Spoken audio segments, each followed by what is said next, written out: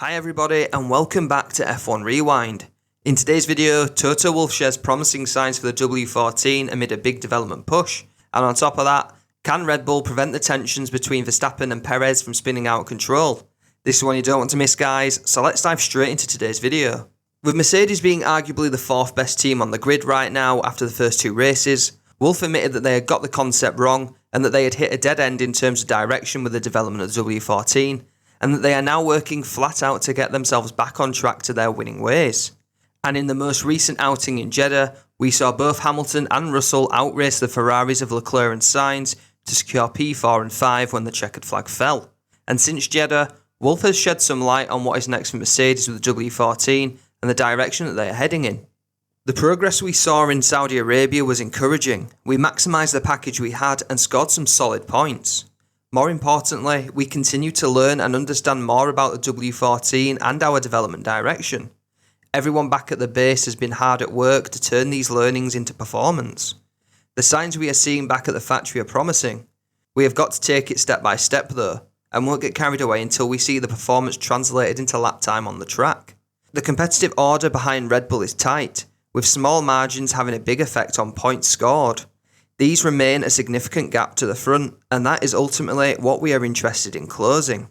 Now, as we know, it's not long now until we have lights out and get racing again in Australia, and Wolff has set sights on the team securing another solid points finish to keep them heading in the right direction as they try to close the gap to Red Bull, who currently sit 49 points clear of their nearest constructors' rivals, Aston Martin. Albert Park is a circuit with unique characteristics, which we will have to work hard to adapt to with the W14. As always, we will look to maximise the car we have and score as many points as our potential currently allows. We are not where we want to be, but that won't stop us from racing hard and giving it everything we've got. So now that we have Mercedes out of the way, let's move on to Red Bull, whose amazing start to the season with 1-2 finishes in both of the races has somewhat been overshadowed by early tensions between Verstappen and Perez. Perez secured his first victory of the season in Jeddah, and you think he'd be happy with that, right? Well, wrong. Unfortunately for Perez, Verstappen pulled out a cheeky fastest lap to take the extra championship point, which ensured that he remained at the top of the standings after Perez believed that the pair of them were holding their positions and not pushing. Perez's unhappiness with what Verstappen did has led to suggestions of a potential war brewing within Red Bull, as it looks more and more likely that they will be the only real contenders for the Drivers' Championship this year.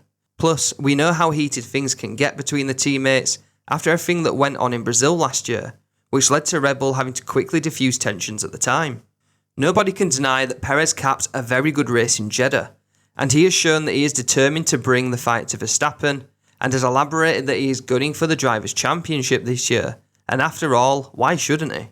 Rivalries between teammates are nothing new. When you look back in history at Rosberg and Hamilton, Prost and Senna, and even Vettel and Webber for example, things can get messy quickly with teammate rivalries, so the question remains, can Red Bull keep both drivers playing nicely, or do we have another driver rivalry on our hands? Let me know your thoughts in the comments below, but that's going to be the video from me today, guys. Remember to like and subscribe if you enjoyed today's content, and until the next time, bye bye.